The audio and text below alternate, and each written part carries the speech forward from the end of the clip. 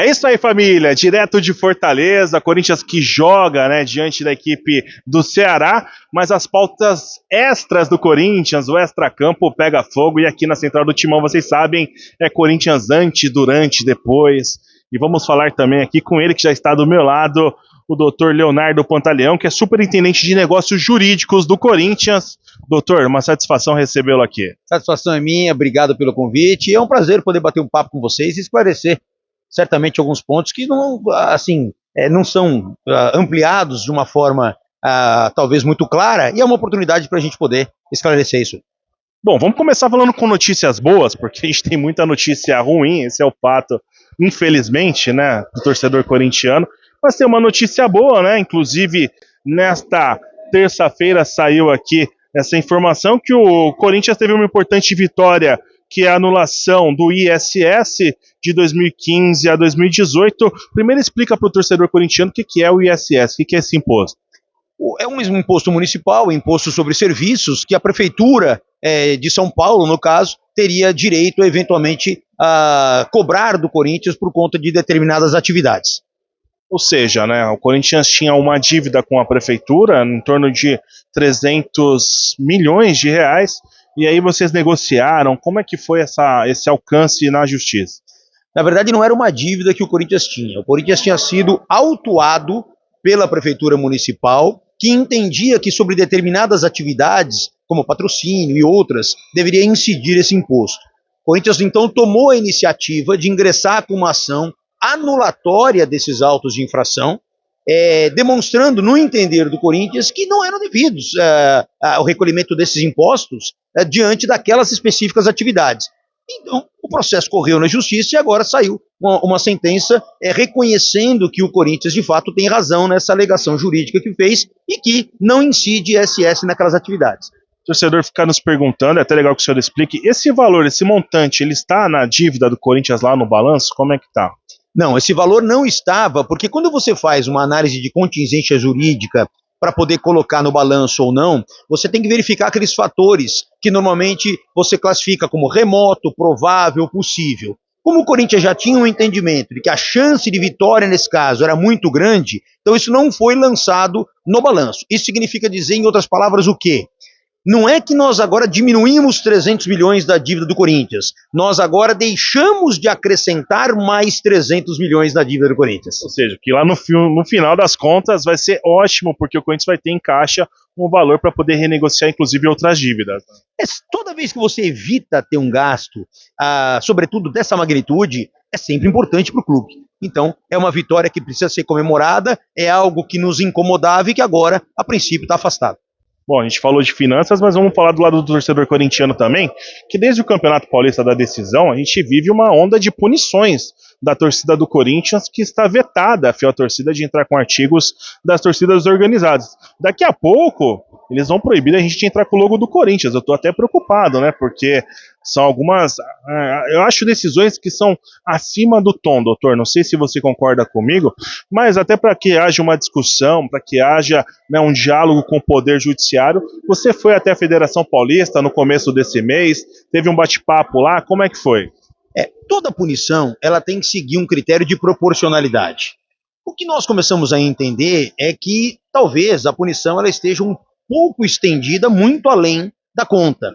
É importante lembrar que essa punição ela surgiu por conta da final do Campeonato Paulista, né, onde teve lá os sinalizadores que foram ligados durante a partida, mais no final da partida, e isso tudo gerou esse tipo de punição. De fato, estive na Federação Paulista de Futebol, conversei com o Mauro Silva, que foi extremamente cordial, uma pessoa que nos recebeu muito bem, para que a gente pudesse conversar qual era a visão da Federação Paulista de Futebol a respeito disso, sobretudo, caso eventualmente nós conseguíssemos que o Ministério Público revisitasse esse tema, qual seria eventualmente a reação da Federação Paulista de Futebol. E eles deixaram claro que, a depender da recomendação do Ministério Público, é o que eles vão seguir. Se o Ministério Público eventualmente entender por bem que é possível diminuir a extensão dessa punição, a federação não se oporá e a gente teria condições de, através desse diálogo com o Ministério Público e também com o 2º Batalhão de Choque da Polícia Militar, que é algo que nós também estamos já agendando para fazer, voltar com os instrumentos, voltar com as faixas, mas é importante sempre isso, até conversei com a Ale hoje sobre esse assunto, que as torcidas organizadas reconheçam muitas vezes os erros que cometem, e o Ale foi muito claro nisso hoje, e quem sabe a gente consegue até aproximar os líderes da torcida organizada desses órgãos específicos para que eles façam um ajustamento de condutas, talvez, e aí resolve esse problema. E que é muito importante a liberação, até porque, alô, pessoal da federação, nos ajude nisso aí, né? Vocês venderam pro mundo inteiro essas imagens da fiel torcida, isso rodou. O Campeonato Paulista só não foi mais falado nas redes sociais do que a Copa do Mundo de Clubes, hein? Então fica a dica aí pra Federação Paulista, que assim, ó, foi impactante, teve de tudo ali, mas não teve violência, não teve nenhum tipo de hostilidade, né? Faz parte do futebol, faz parte da alegria do futebol e é uma festa bonita, né? Mesmo proibida cá entre nós, é uma festa bonita, os sinalizadores. Mas eu quero até trazer esse assunto para o senhor. Tá havendo muito rigor por parte da justiça com relação à torcida do Corinthians? Porque assim, como eu disse, não teve nenhum caso de violência, não teve nada. Foi uma comemoração numa partida, num derby que valia para o corintiano muita coisa. Assim, quando nós olhamos situações outras, nos chama atenção algumas circunstâncias que ocorreram recentemente, envolvendo outros times, outros clubes de futebol, as suas respectivas torcidas, fatos muito mais graves e que não ocorreu esse tipo de punição para as torcidas dessas agremiações. Então é importante que isso seja colocado na mesa, que isso seja conversado com muita elegância, com muita responsabilidade, sobretudo, para que a gente consiga retomar a proporção dessa punição para que ela não seja absolutamente extensa como se pretende. E nós estamos aqui em Fortaleza, eu já disse para vocês, né, aguardando inclusive a chegada do ônibus do Corinthians, gravando essa entrevista aqui com o doutor. Seguinte, eu sei que o senhor já chegou aqui faz uns dias, porque o senhor teve uma reunião com os órgãos de segurança aqui do estado do Ceará, com relação também à torcida do Corinthians, né? Como é que foi essas conversas? Como que foram essas conversas? A que ponto estamos? Desde que eu fui convidado a retornar ao departamento jurídico do Corinthians, agora pelo presidente Osmar Stabile, um dos compromissos que assumimos é de tentar facilitar um pouco a vida do torcedor, principalmente nesses deslocamentos interestaduais. A gente sabe que a torcida, por exemplo, no caso concreto, a torcida saiu de lá no domingo à meia-noite. Então veja, olha quantos dias de viagem, que desgaste. E muitas vezes nós sabemos que elas acabam chegando e sendo abordadas pela Polícia Militar local, para fazer aquela revista de praxe que tem que ser feita mesmo, mas o que se busca agora é facilitar. Então na segunda-feira pela manhã, eu cheguei no domingo aqui, na segunda-feira pela manhã eu tive uma reunião já na Arena Castelão, onde estava presente o Ministério Público do Ceará, Polícia Militar do Ceará, Polícia Civil do Ceará, órgãos municipais, você tinha ali os gestores da Arena Castelão, que por sinal foram muito receptivos, muito delicados comigo, todos eles inclusive, e aí então fiz uma visita na Arena Castelão para entender por onde a torcida entraria, como é que seria feito o reconhecimento da biometria facial, onde teria que acessar, nós teríamos que verificar o trajeto da torcida, onde seriam as abordagens policiais em relação aos ônibus dos torcedores, e também obtivemos o compromisso de que a torcida será liberada para entrar no estádio em tempo da partida, antes do início do jogo. Nada de ser no segundo tempo, né? Não, em hipótese alguma, isso foi um compromisso que ficou estabelecido. As autoridades têm todos aqui o meu telefone já de contato imediato, para que qualquer problema que ocorra já possam me acionar. Então a ideia é agora começar a desenvolver esse tipo de comportamento nos lugares onde o Corinthians vai ter jogo fora do seu estado.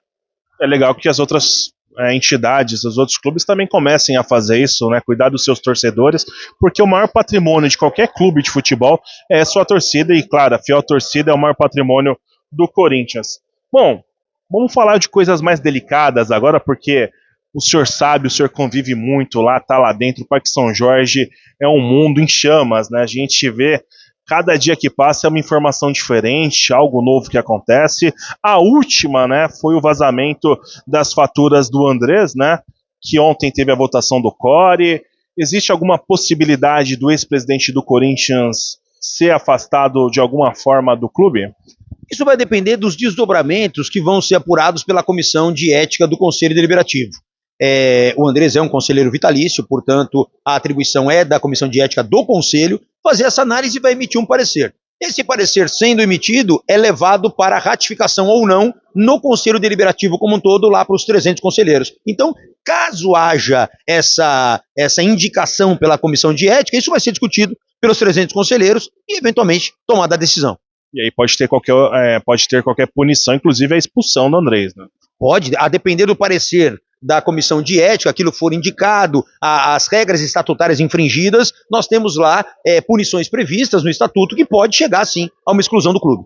Doutor, eu como corintiano e como também posso dizer jornalista, achei o vazamento algo bom, da visão jornalística, da visão como torcedor, mas eu sei que para a instituição Corinthians não é bom. Um vazamento de uma informação sigilosa, financeira, de um clube do tamanho do Corinthians, da instituição, não é boa, né? Até porque essas providências de vazamento, embora, como você colocou, a gente entende, olha, passa a impressão que o Corinthians está sendo agora passado a limpo, as coisas estão sendo divulgadas, nós não podemos esquecer um contraponto importante. Existem leis que protegem o sigilo de determinadas informações. Então, toda vez que isso acontece, é algo que quebra um pouco esse paradigma legal. Mas, de toda maneira, isso também, pelo que ficou deliberado, até o presidente do conselho, o Dr. Romeu Tuma, já indicou em manifestações recentes que tudo vai ser apurado. Não só o comportamento do ex-presidente André Sanches, como também o vazamento, quem foi responsável por esse vazamento, para que então, eventualmente, seja o caso de eventuais punições. Ou seja, o responsável pelo vazamento pode responder judicialmente também, né, por este vazamento que, querendo ou não, acaba chegando na instituição e afastando até, de alguma forma, a imagem do Corinthians do ideal. Pode responder judicialmente, se for o caso, e também administrativamente perante os órgãos do clube. Tem alguma questão com revisão de contratos da gestão passada, da gestão do Augusto? Vocês estão trabalhando em cima de averiguar os contratos, mexer nesses contratos? Tem algum tipo de viés nesse sentido? Na verdade, o que a gente faz muitas vezes se deparar com os contratos quando eles acabam praticamente caindo no colo, porque nós temos muito pouco tempo para poder correr atrás de muitos assuntos, são várias coisas pendentes, como você está vendo aqui, são dias de viagens, e isso afasta a gente um pouquinho do dia a dia do Parque São Jorge. Quando, eventualmente, algum assunto, por uma coincidência em termos de alteração de empresa que está prestando serviço, ou alguma rescisão de contrato com alguém, surgem essas notícias novas, é que aí nós nos debruçamos para esse aspecto. O que se busca hoje é verificar a situação do Corinthians, é tranquilizar o Corinthians internamente, não é momento agora para ficar única e exclusivamente colocando a política acima de tudo e de todos e esquecendo um pouquinho o lado do clube. Então precisa agora ter cautela. Quando as coisas acontecerem, é claro que precisam ser averiguadas e as medidas precisam ser tomadas, mas não é uma prioridade nossa ficar ali mexendo, cavando alguma coisa do tipo para criar algum tipo de fato. O tempo não para, o relógio continua seguindo, o tempo vai passando e o dia 9 de agosto está chegando, né? Que é a votação da Assembleia Geral sobre o caso do impeachment ou não do presidente Augusto Melo. Isso o sócio vai decidir. Como está sendo essa organização, como vocês estão trabalhando para o dia 9 acontecer de forma tranquila, pacífica e corriqueira? Eu acho que todo mundo que quer o bem do Corinthians vai para lá no dia 9 com um espírito absolutamente democrático. É um momento em que o sócio vai manifestar o seu desejo de, eventualmente, o retorno do Augusto ou não, e isso tem que ser respeitado. O que não será tolerado, claro, são atos de violência, são atos de constrangimento, de coação, isso em hipótese alguma. Então o associado pode ir tranquilo lá para exercer o voto, é muito importante que compareça, é um momento histórico do Corinthians, mas que o faça com absoluta segurança e tranquilidade. No caso do Augusto, eu perguntei para o senhor também, assim como o do Andrés, tem alguma possibilidade dele ser expulso do quadro do Corinthians, ser desligado das suas funções de sócio?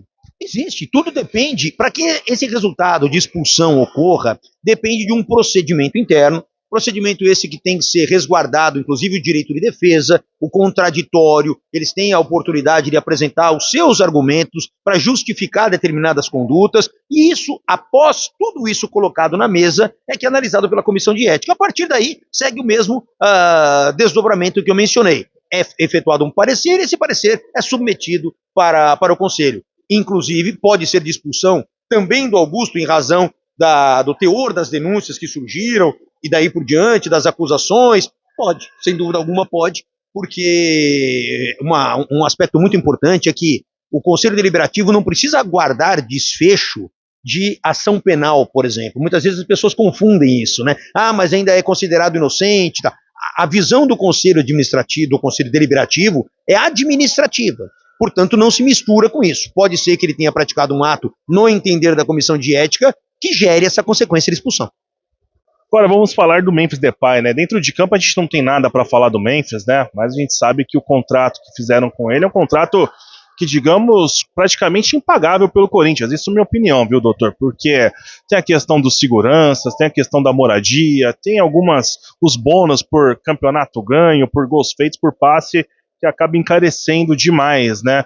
E aí surgiu a informação hoje, até do jornalista Samir Carvalho, lá no UOL, ele que também tem seu canal no YouTube, dizendo que o Corinthians pode tentar uma negociação com o Memphis para mexer no contrato de alguma forma, pagar menos para ele, tentar mexer, tentar talvez até, né, não sei, pensando com a cabeça do pessoal do departamento de futebol do Corinthians, mexer no coração do Memphis, né, porque o cara teria que abrir mão de uma grana legal para ficar no Corinthians aos moldes que o Samir trouxe a informação aí. Eu confesso que não tenho essa informação, não chegou nada para o departamento jurídico para fazer uma revisitação a esse contrato. O fato é que o contrato existe, o contrato está em pleno vigor, o Corinthians sabe das suas obrigações, são obrigações, como você mencionou, específicas no caso dele, e que o Corinthians está junto ao seu departamento financeiro tentando buscar formas de equacionar. Família, falamos com ele aqui que nos atendeu gentilmente, estamos dentro do hotel do Corinthians, aqui em Fortaleza, Dr. Leonardo Pantaleão, que hoje é superintendente de negócios jurídicos do Corinthians. Doutor, muito obrigado, viu? Em nome da Central do Timão, te agradeço.